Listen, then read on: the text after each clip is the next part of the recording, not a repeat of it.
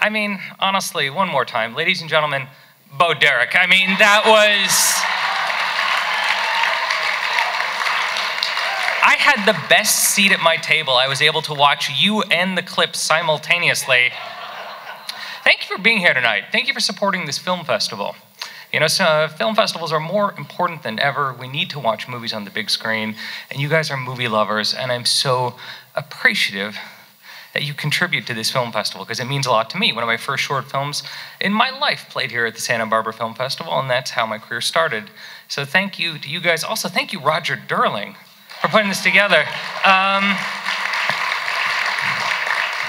Isn't it amazing to see what Roger Durling is willing to do to meet Hugh Jackman?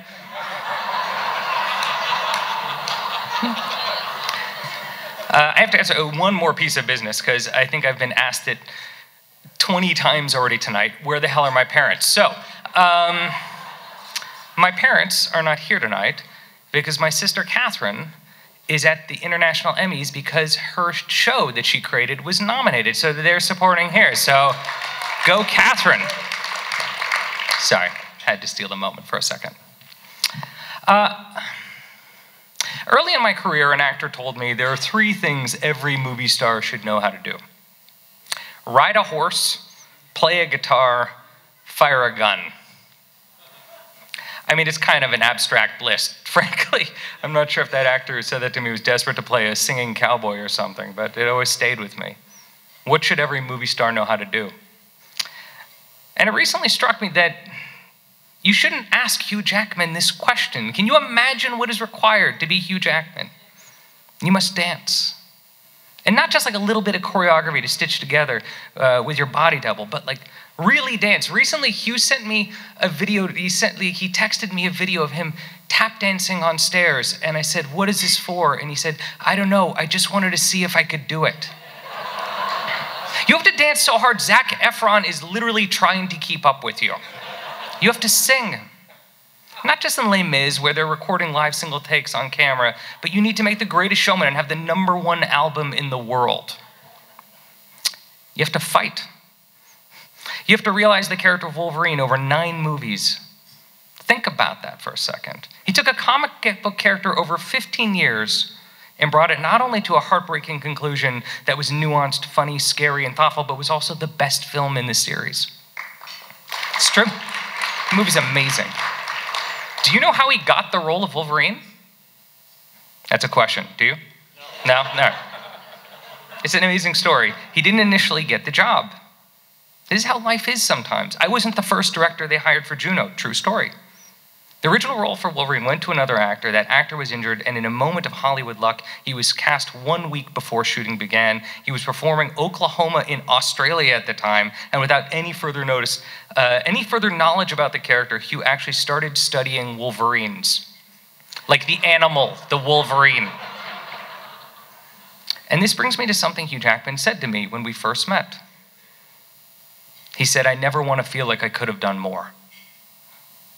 And I saw this firsthand on the Front Runner, where he became Gary Hart, where he accumulated 5 binders of research. It measured this high. He learned speeches that were not in the script, talking points that allowed him to enter press conference scenes not knowing who was going to ask him the first question. There's a scene in the movie, it's a huge press conference, and we literally just put an X on the ground and said, "Just walk out to the X and start." Having learned songs and dances and fights, he took on perhaps his most difficult role yet. He took on politics. And in a movie where the style was messy, unrehearsed, and alive, where on any given take he could be surprised by anything. And in the role of a man who made one of the most famous mistakes of an era, a character we desperately wanted to understand, Hugh does the most impossible thing. He takes us right up to the door, but never quite lets us in. So I'm going to add to the list. A movie star should, if you want to be Hugh Jackman. A movie star should be charitable. For example, the Laughing Man coffee brand that Hugh started that sells millions of coffee pods, the first biodegradable pods in the world, and gives his entire cut back to the community of farmers who produce the coffee. A movie star should care about their crew. For an example, and Mendelsohn stole this from me. He already mentioned it. But it's amazing. He stops At a grocery store or a liquor store on the way to set every single Friday, and he picks up scratcher tickets, 200 of them, and he goes through the crew one by one, and he shakes their hand, and he thanks them for the work they're doing, and he says, good luck this week, and he gives them a scratcher ticket. A movie star should support everyone on the call sheet. For an example, all the times Hugh did background work on The Frontrunner while his fellow castmates had their big scenes, no movie star does this. Hugh does this without being asked. A movie star should be able to disappear into a role and challenge themselves year by year to do work they have never done before. A movie star should love their family and their kids and their dogs and be lovingly caught FaceTiming their wife, Deb, all the time because he genuinely misses her. A movie star should reach for, should aspire to, and should emulate this year's Kirk Douglas Award for Excellence in Film winner, Hugh Jackman.